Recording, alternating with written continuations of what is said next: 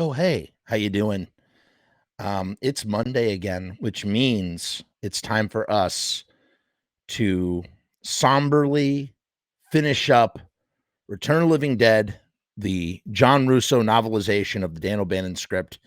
I can't believe we started in the first week of January, and now here we are at the end of March.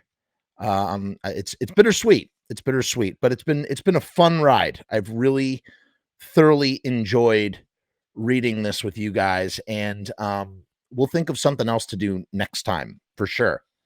We're going to do 3 chapters because they're all a bit on the short side of things, and that will bring us to the end of the book.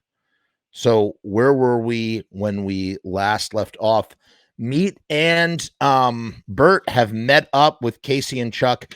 Casey and Chuck finally have made it, as all the kids would say. They got it on. And now they set this elaborate Scooby-Doo like trap um to subdue the tar man so they can get the number in the basement. But now they're leaving again. They have to leave again because there is no phone in the basement the way there is in the movie. So now we're at chapter 20. The police watch commander, Sergeant Harry McCarthy, was now drinking straight from his secret bottle, not bothering to pour slugs into black coffee. Remember, we had that chapter with him at the beginning when they first started calling the cops. Well, now he's just drinking straight from the bottle. His whiskey nose was a brighter shade of red, and his baggy eyes were baggier and more bloodshot. His gray hair was a rumpled mess from scratching his thick fingers through his scalp, trying to figure out what the hell to do. Why couldn't his watch be plagued by ordinary incidents, stabbings, shootings, RAPESs, assaults, accidents, domestic squabbles, stuff that he could handle instead of whatever the fuck was going on out there that kept making cops and squad cars and paramedics and ambulances disappear as if they had been swallowed up by the Bermuda Triangle. His second team of officers had presumably gone out to Colton Burner's funeral home over an hour ago. At least he had radioed them to go there. But since then, he had no communication from them to confirm that his orders had been followed. He assumed that they had. So now he was down 4 men and 2 cars and had no idea on God's green earth why. Should he send another team of cops into oblivion? He slugged down some more whiskey and pondered the excellent odds that he would be kicked off the police force and lose his 20-year pension. Pensions, that's a thing that's gone the way of the dodo. Just when he was only a half a year away from being able to claim it. Could you imagine that there was a time in life where you could claim a pension like that? I mean, they still do exist, but they're just not as easily accessible. All right. He wouldn't just send another squad car. This time he'd give them air support. He'd send a squad car and a helicopter. Encouraged by this whiskey-inspired brainstorm, he radioed the police chopper station.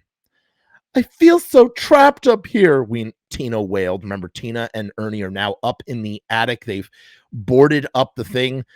Freddy had his eyes gouged out with a candelabra, and Frank is rabid. How in the world is anyone going to rescue us now? Ernie put his arm around her. They were sitting in total darkness in the attic loft. He had turned off his flashlight to conserve the batteries. Feeling the young, pretty girl's warm body shivering against him made him feel manly and protective, even in these dire circumstances.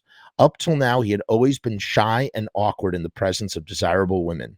But now, because of his newfound self-respect, he believed that if he ever got out of this alive in the conventional sense, he would deserve and maybe even land somebody as nice as Tina. He wasn't even tongue-tied with her. In fact, he did a pretty good job of coming up with consoling words. When the police started understanding the scope of this emergency, they'll mobilize. They'll get here in force, and they'll have sophisticated weaponry, not just regular guns and hatchets and hammers like we have. If it takes flamethrowers and bazookas, that's what they'll bring in. Whatever will destroy the ghouls. Then they'll comb all the buildings around here for human survivors. When they come into the funeral home, we'll have to yell and stomp to let them know we're up here. We won't come down until we're sure it's safe. What if the cops shoot first and ask questions later? Wink, wink, nod, nudge to Night of Living Dead. We'll just have to be careful, said Ernie. You know, we don't really have to unboard the hatch till we know it's all clear. Also, we're white and don't have to worry about cops shooting us because we're black, like in Night of the Living Dead. Um, we can wait for the ghouls and the cops and everybody to be gone. That sounds like the best. That sounds like the best idea, said Tina. I guess I could stick it out up here for a long time if I knew I had to. If only it didn't always have to be so dark. It's pitch black up here and it gives me the creeps. You know, that's what's funny. That is the interesting thing about Night of the Living Dead is that Ben is in the same situation. He's down in the basement. He's waiting for it all to boil over. He comes upstairs. Oh, look, the police are here. I'm safe because that's what police do. They protect and serve. And it's left kind of ambiguous. But in today's climate, with all the cell phone footage out there, sorry, getting political. Sorry, I shouldn't be doing this. I can't help myself. That's what makes the ending of Night of the Living Dead just so crazy, though. Like when you plug in that ending today, I've talked about this before on the show. I mean, it's there, man. The subtext is there. In any case, Tina, and Ernie wouldn't have to worry about that. It's so pitch black up here, it gives me the creeps. I think I can fix that, Ernie told her gently. There ought to be some graveyard candles in one of these cardboard boxes. He clicked on the flashlight and started to rummage, stirring up dust and irritants from the fiberglass insulation. Just then, he and Tina heard, through the roof and the patter of continuing rain, the whirling of a helicopter blades. They listened hard. The whirling didn't fade. It just hovered and got louder. It's them! It's them! It's the cops! Tina cried hopefully. From directly beneath the hatch, through the plywood barrier, came Freddy's sick, raspy voice. Come on down, Tina. I'm waiting for you, Tina, darling. Look what you did. You made me break my hand clean off. But it don't matter, darling. 'Cause I love you. That wasn't all written just there. That was just me ad-libbing. The powerful searchlight beam cut a conical swath downward through the night rain as the police chopper moved in a hovering circle above the funeral home and its side lot. The pilot and co-pilot spotted a dozen or more scurrying figures down below, scuttling like cockroaches out of the reach of the beam and into the surrounding darkness. With its siren and flashes going, the third squad car of the evening rendezvoused with the helicopter, pulling into the lot and parking by the second squad car and the ambulance that had brought Burchak and Feldstein to their deaths. The cops in the car radioed the chopper pilot for a briefing. Your immediate vicinity looks clear at the moment, the pilot said. Proceed with the utmost caution. We're dealing with some kind of mob scene. Maybe a riot that's winding down. Some of the participants split when they saw our beam. We're going to give chase and expand our surveillance. Over. John Russo needs to work on writing cop dialogue. He did a really good job in Night of the Living Dead. They're dead. They're all messed up. Okay, we'll check out the scene here, the driver of the squad car said. Hunching their shoulders against the rain, he and his partner got out of their vehicle, shining their big, red-rimmed flashlights. Seeing no immediate danger, they did not draw their revolvers. The helicopter moved off slowly towards the cemetery, its low-flying blades beating loudly and its searchlight beaming in yellowish brilliance out of the blackness of the rainy night. The two cops on the ground approached the squad car that they had parked next to, shining the red-tinged light on its rain-beaded windows. They could have sworn nobody had been in there just a minute ago, but now they glimpsed somebody sitting on the passenger side. They both had the same thought. It could be an injured or dazed cop who had managed to get himself up from the seat or the floor. The figure moved, and the door of the car swung open. An apparent policeman got out. Keyword being an apparent policeman got out. Manko Donaldson? He called out in a hoarse, hurt-sounding voice. Oh, this is good. Let me take that again. An apparent policeman got out. Manko Donaldson? He called out in a hoarse, hurt-sounding voice. He was, of course, a corpse. He had heard the correct names of the approaching officers over the police band radio in the car. He was wearing a dead officer's uniform. Manco and Donaldson were lulled by being called by the name by what they thought was a fellow officer who had been hurt. That is terrifying. They squinted through the rain trying to make out the face. By the time they saw the rictus grin, it was too late. The bogus cop had pounced upon Manco and was biting into his skull. Then 5 more ghouls came out of the shadows at Donaldson. He drew his revolver and squeezed off a round, shooting at Manco's attacker in the head, but to no effect. The ghoul cop just kept biting, crunching into Manco's skull. Donaldson hurriedly fired 3 more rounds and was positive they had been direct hits. In the beam of his flashlight, he had seen chunks of flesh flying where the bullet struck. But his attackers kept coming, screaming and hissing, "Brains! Brains!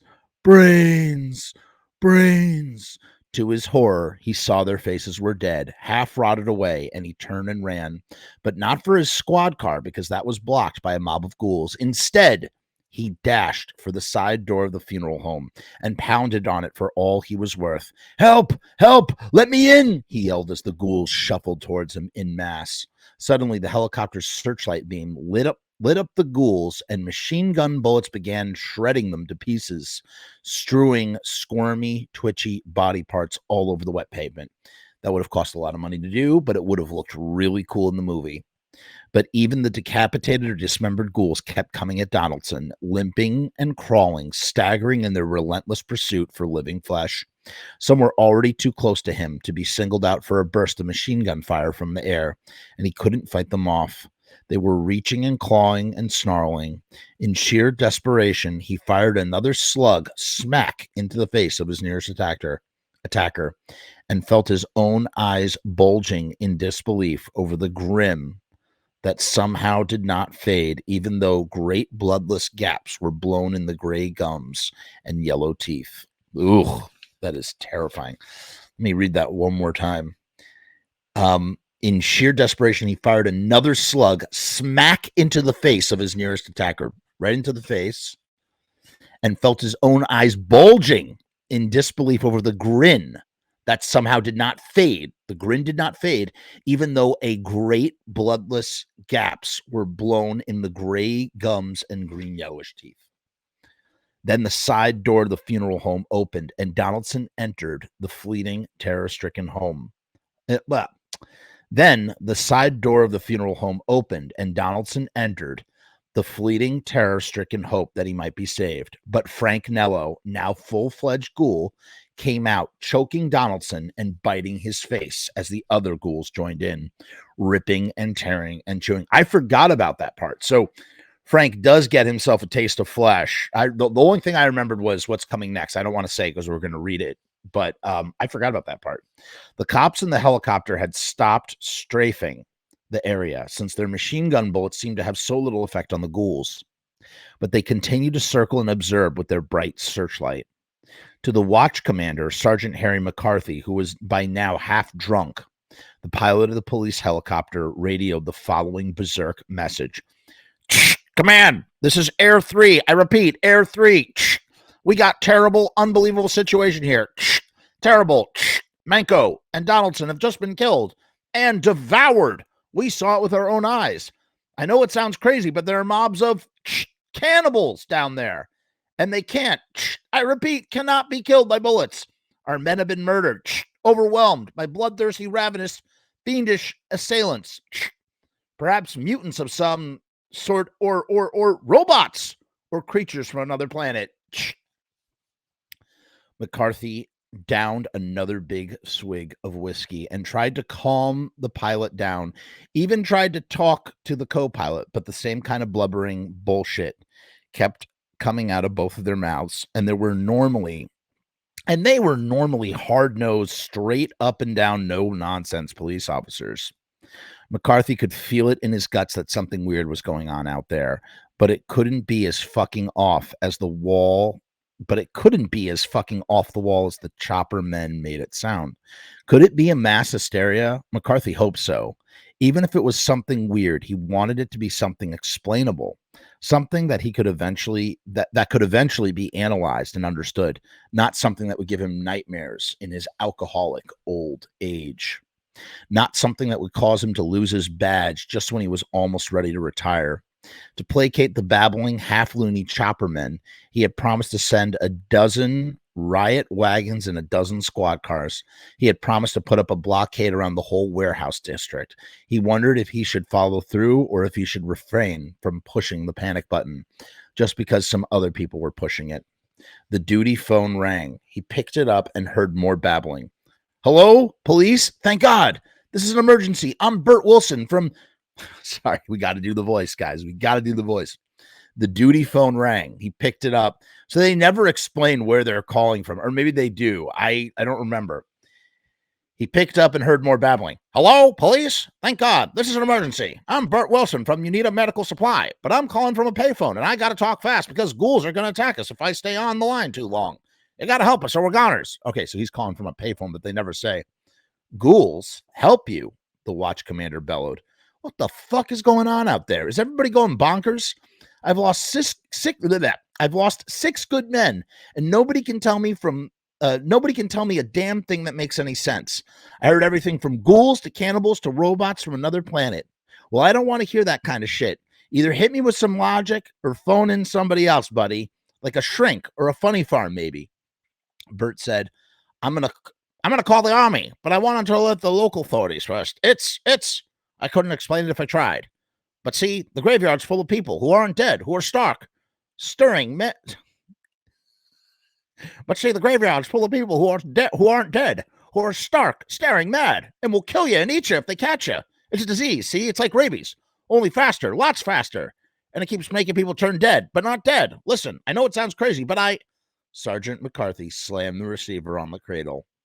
Utterly disgusted and confused, he polished off the last 2 inches of whiskey and slammed the bottle into the bottom drawer of his desk. That is like so accurate, though, as to like what a dude would do. And that's like an alcoholic cop, I feel like, would do in that situation. I get it. In a tired, sad, slurred voice, he mumbled to himself, a crank call. I can dismiss this last one as a crank call. But what about the chopper pilot and the co-pilot? Nerve gas, brain damage? Maybe I'm the one who's brain damaged. Hearing things, imagining that I'm losing all my men like some deranged battlefield sergeant. While the watch commander was mumbling to himself, Bert was sagging against the wall of a phone booth, letting the receiver drop to its side. Meat and Chuck, armed with a hatchet and a hammer, were guarding the booth, keeping an eye out for ghouls, although there didn't seem to be any in the immediate area. The van was parked by the booth, and Casey was staring anxiously out the side window. What's up, man? Meat said to Bert. Don't the fuzz believe you? The damn cops, Bert cursed. The situation is way above their fucking heads. The army. I gotta call the army. He hung up long enough to break the connection. Then he put a quarter and dialed the operator. What's that number? He said to Meat. Give it to me. What's that number? He said to Meat. Give it to me. Meat recited it, and Bert repeated it. 1-800-454-8000. The number of their doom. Bert stood waiting very tensely with the phone in his ear. It rang once. Click. It was picked up. An expressionless male voice said, hello? Bert said, yes, I'm calling the number stenciled on the side of some steel drums. Your name, please? The voice said with the same lack of expression. Bert Wilson. Stay on the line, Mr. Wilson. You're being transferred. Bert heard a click and a beep. Beep, beep, beep. Then a tinny, filtered voice, different from the first one, said, this is ComQ Denver. Go ahead. Denver? Bert muttered perplexedly, but he hung on the line. Another filtered voice. Denver, this is Wichita. I have a CLY priority on a 113. Who's up? The filtered voice from Denver said, that would be Colonel Grover, San Diego. I'll put you through. In the phone booth, listening to all of this meticulous filtered dialogue in great suspense, Bert gave Meat a baffled look. It was midnight California time, 15 minutes into the 4th of July, when the special phone at Colonel Horace Grover's bedside didn't ring, but went beep, beep, beep, beep. In his Spanish style villa by the Pacific Ocean, the colonel sat up, wide awake, as if he had had a dream premonition that the long-awaited phone call would come. He stared at the beeping phone, the glowing red light. Horace? What is it? His sleeping wife muttered. As usual, he ignored her. He grabbed the phone and stuck it to his ear. His heart was pounding with wild hope that this could mean an end of Operation Drummer Boy. Into the phone, he said, "This is Drummer Boy Eagle at Station 3. Come in, please." He listened to the filtered voice with rising excitement. It was Wichita. Something was really up. "Yes, Captain," he told the filtered voice. "I see. Very well. Put that call through to me."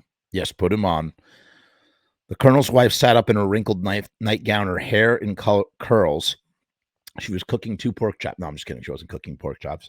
The flesh on her arms and shoulders flabby and pallid.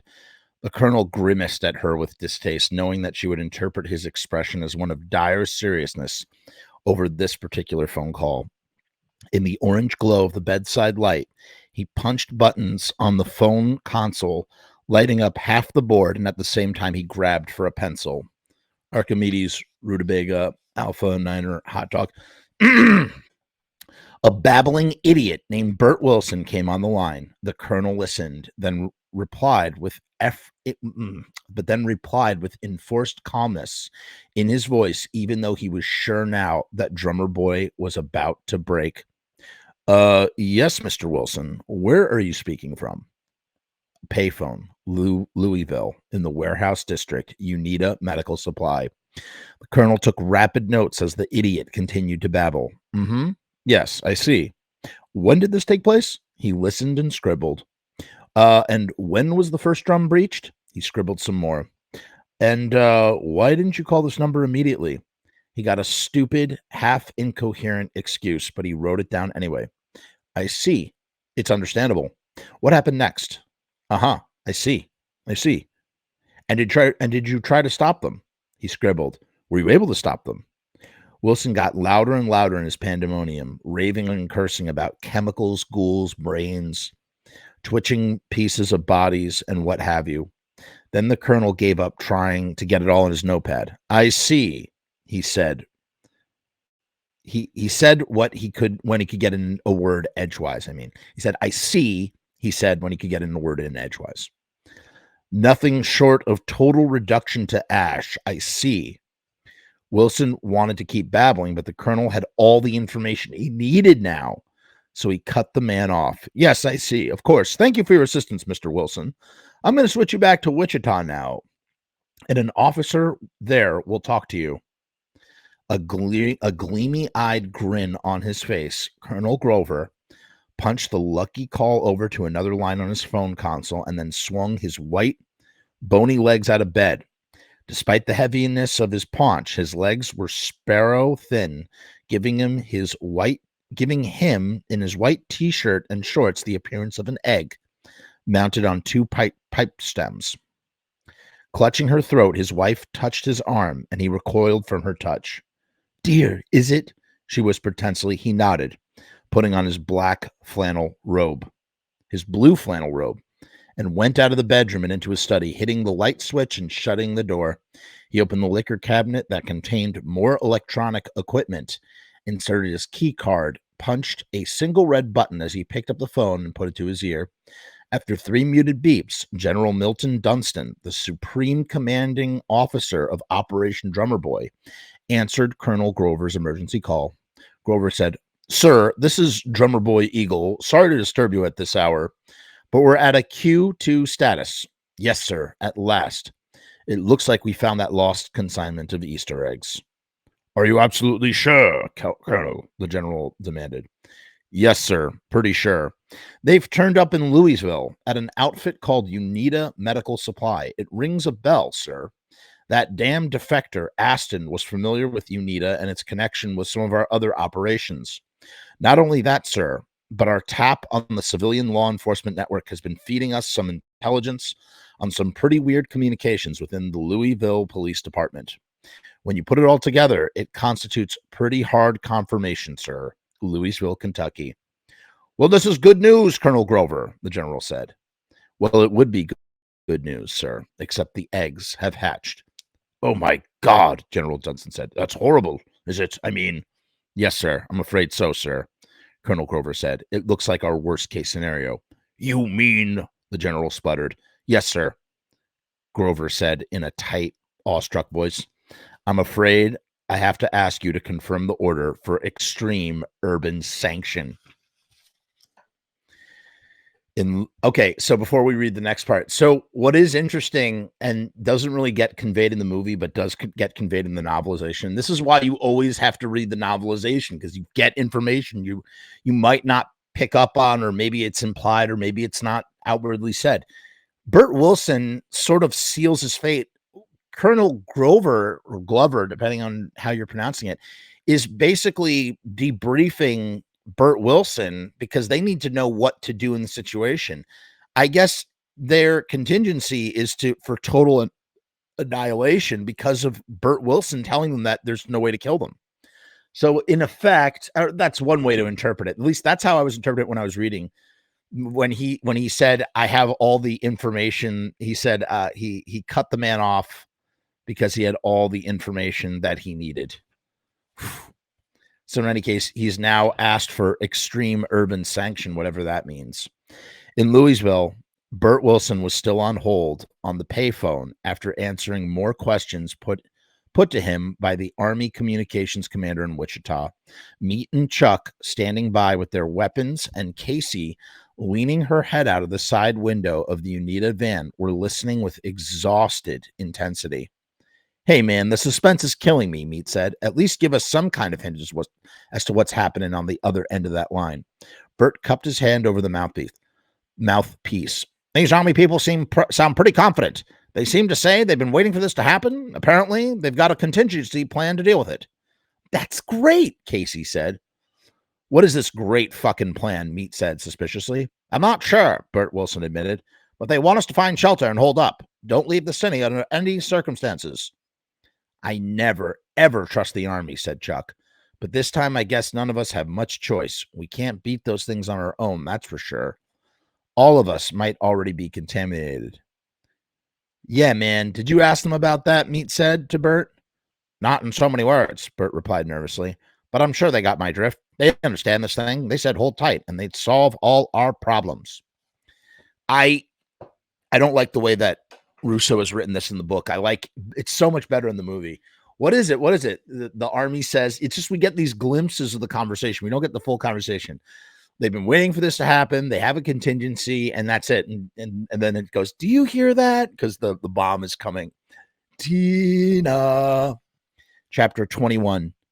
When the order for extreme urban sanction was confirmed down through the chain of command, the final telephone in the top secret Operation Drummer Boy link-up began beeping. This phone was picked up by 22-year-old U.S. Army gunnery sergeant. He was sitting in a little cab at one end of a long, flat railway car parked on a quiet spur out in the middle of nowhere on a forest of low scrub pines. On the bed of the flat car was a huge brown cannon and a 150-millimeter howitzer. Blech. Smoking a cigarette, the gunnery sergeant gazed out the window of his duty cab, admiring the sunrise. As he spoke into the telephone, the red orb, I think it's supposed to be the red orb of the sun. It says REB. The red orb of the sun was just peeping into view over the tops of the low, scraggly pine trees. This is Drummer Boy 7, the sergeant said. On station for red alert. He wasn't nervous. He wasn't alarmed. He believed that this was just a drill. He believed that because he had been told so, that his cannon contained a live shell capable of being fired, but without a nuclear warhead. He had never fired his cannon before. Previous drills had never gone that far. But even if he did fire it, it was his belief that that spent shell would parachute harmlessly down somewhere, probably way out into the ocean where it ran out of propulsion energy. He listened and dutifully wrote down the code numbers that he was given by his superior officer. Yes, sir. Oh my God, they have him in here. Archimedes, hot dog, rhubarb, Niner, 0. Gotcha, sir. Archimedes, hot dog, rhubarb, Niner, 0. Gotcha, sir. So good. The voice of the superior officer continued with more instructions. Bearing, mark, 220. Yes, sir, said the gunnery sergeant.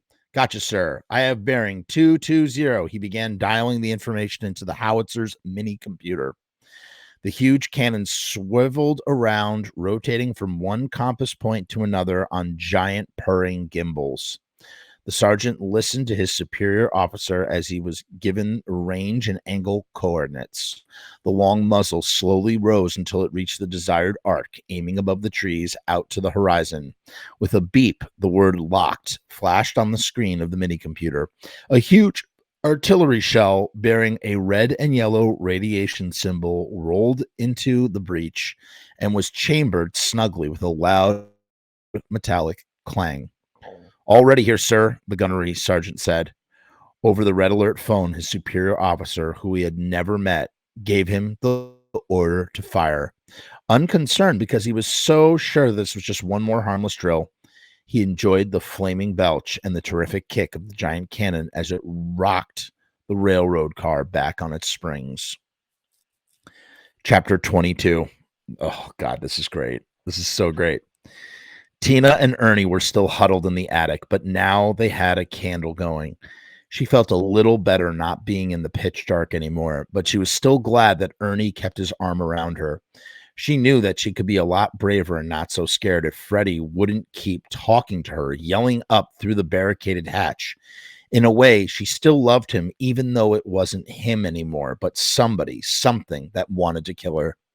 She trembled against Ernie as her boyfriend, in his altered state, spoke to her in a hissing, pleading voice.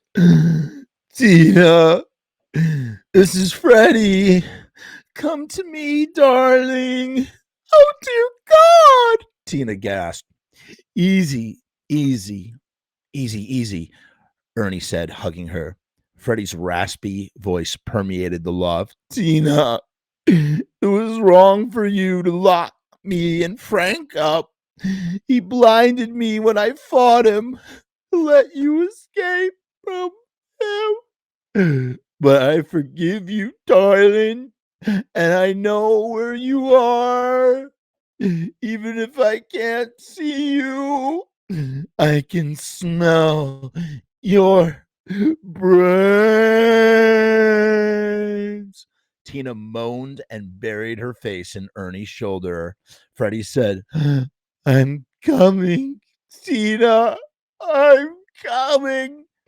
He started pounding more fiercely than ever on the plywood that was nailed over the hatch. Some of the nail heads looked like they might start to pull through, but just as abruptly as he had begun, Freddy stopped pounding. Tina emitted a scream of terror and relief. Freddy then resumed, pleading with her. Tina, listen to me. We're always meant so much to each other. So please open the hatch. It's wrong, awfully wrong that you should keep me locked out like this. Crash, the block hatch shook as something smashed against it from below. Tina and Ernie scuttled away as fast as they could. Underneath them, through the barricade, they heard Freddy's raspy, anguished moan. Then he said, Oh, see, now look what you made me did. You made me hurt myself again. In fact, you made me break my hand completely off this time. But I don't care, darling, because I love you, and you got to let me eat your brains. Wham! Again, Freddy banged his arms and his one remaining fist against the hatch. Tina screamed and clung to Ernie, shaking all over. He held her and patted her tear-dampened, long black hair. Freddy rasped, "Brains! Brains, my darlings! Brains!" He tilted his ghoulish head, listening to Tina's anguished sobs. Then he heard something else from afar, a whistling sound. Tina and Ernie heard it too. They listened keenly. The eerie whistling sound got rapidly louder, overwhelmingly loud, drowning out all other earthly concerns. It was the sound of doom, and it was the last thing that any of them ever heard. Tina! Dude, how great. Okay, that Russo crushing it right now. Ready? It was the sound of doom, and it was the last thing that any of them ever heard. Perfect, just perfect. And then we get this really weird epilogue chapter 23, final chapter. The defectors, Guy Burgess, Donald McLean, and Raymond Ashton were gleefully preparing to drink a toast of Russian vodka at Ashton's dacha outside Moscow. They stood by a huge fireplace in the darkly furnished study when Ashton filled 3 large glasses. That morning of September 5th, Raymond Ashton had a conversation with Gregory Zortov, the first director of the KGB division to which all 3 defectors were assigned. Zortov had briefed Ashton on the events subsequent to the obliteration of the city of Louisville, Kentucky, by a 0.5 kiloton tactical nuclear artillery shell. The city no longer existed except for the remains of melted, twisted rubble. Its occupants had been vaporized. Thousands of people on the periphery of the massive explosion, miles away from the mushroom fireball, had been maimed, smashed, roasted, blinded, and poisoned by radiation. Morgues and hospitals outside the devastated area were overflowing with the dead, sick, and dying evacuees. It's like honestly terrifying. And I take that back. I actually really love this epilogue because we never get, not that you need one, you don't need one in Return of the Living Dead, but it is kind of interesting to hear this now. So here is the aftermath from this point of view. The American government had explained the incident by calling it an act of sabotage, according to an official news release. A Hitler, I can't pronounce that. Hetero, here in toe, I can't say it. I know what the word is. I can't. Hit her toe.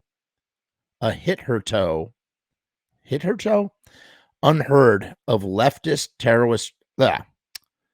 A unheard of leftist terrorist group calling itself the Green Brigade. Oh my God, I suck. Calling itself the Green Brigade had wired the State Department to take credit for the disaster. They claimed to have detonated in Louisville's warehouse and refinery district a small nuclear device fashioned from stolen plutonium. The entire nation was in a state of panic and hysteria, not only because of the sudden awful destruction of one of its key cities, but because no one could be sure where the terrorists might strike next with their homemade nuclear bombs. That is terrifying. That is truly terrifying. When the 3 glasses were filled with vodka, the beamingly elated defectors raised them high and clinked them together. Raymond Ashton proposed a toast. Here's to Operation Drummer Boy. May it plague our enemies forever. So the bad guys win. They guzzled and tossed the empty glasses into the fireplace, where they crashed and shattered. From a tray on his desk, Ashton took clean glasses and started pouring another round. Here's the best part, he said to the other 2 men. The American military establishment has prevailed upon the Environmental Protection Agency to help them with the cleanup they so avidly desire. The EPA has ordered the removal of tons and tons of soil and debris from the contaminated area. At this moment, that stuff is residing in 175 railroad cars parked on an unused railway line in South Dakota. Ha! Guy Burgess exclaimed, grinning with his wide, fish-like mouth. That's splendid. What are they planning on doing with it? What indeed? The frail, weak-chinned McLean chortled insipidly. Even if they've diluted themselves into thinking they can decontaminate all that soil and debris, he pointed out, they still got an insurmountable problem, because what about the water supply? What are they going to do about that? Ashton's pale blue eyes gleamed with humorous enjoyment of the predicament he helped cause for his former countrymen. They don't know how they're going to safely dispose of any of the contaminated stuff, he said with a soft chuckle. Rich, very rich, Burgess bellowed, breaking into helpless laughter. You mean? Asked the timid McLean as ramifications dawned on him. Yes, exactly, Ashton said with a smug, triumphant anticipation. It's bound to happen again. It's only a matter of time, and the terror will be loosed upon our enemies once again. They drank to it and tossed their empty glasses in the fireplace. The end. You know, I actually like the epilogue, whatever, that final chapter, a lot more than when I first read it. I mean, the first part's really stupid, and the idea of the Russian subplot is stupid. However, considering our current events right now on the brink of World War III with Putin invading Ukraine, you know, this concept of Russia as our number one arch nemesis from the Cold War is very contemporary once again. Not the Russian people, but the government, the figureheads like Putin and whatnot. I really, really enjoyed reading the book again. It was way more terrifying. The first time I read it, I was terrified. That time, a little less so, but still, there are some real bone-chilling moments, I think, in that book. And it kind of makes me wish that, like, I almost want, like fan fiction, like, expansion, or, you know, John Russo's still alive. Like, I would love for him to write a follow-up. I don't know. Maybe I wouldn't, actually. Maybe I would really hate it. I don't know. Maybe Brian Usna. I'd love for someone to continue the Return of the Living Dead series in novel form. That would be very interesting. Maybe. There's still talk that we will someday get another Return of the Living Dead movie. I welcome them, especially as long as they're in vein of the original film, even if they're not quite, you know, because, like, look at Return of the Living Dead 3. It's not quite in the vein of the original film, but it's a great movie all on its own. If you gave me a bunch, give us Brian Ustin's original concept for Return of the Living Dead 4, Hail Mary, that would be great. So yeah. So here's what I'm thinking about reading next. No, I'm not going to tell you. I'm going to leave it as a surprise. And if you're a Patreon, you will know before everybody else. That's one thing. So make sure to join the Patreon. Yada yada yada. Thank you so much, guys, for taking this journey with me. And I'll see you real soon on another video. In the meantime, peace and hair grease.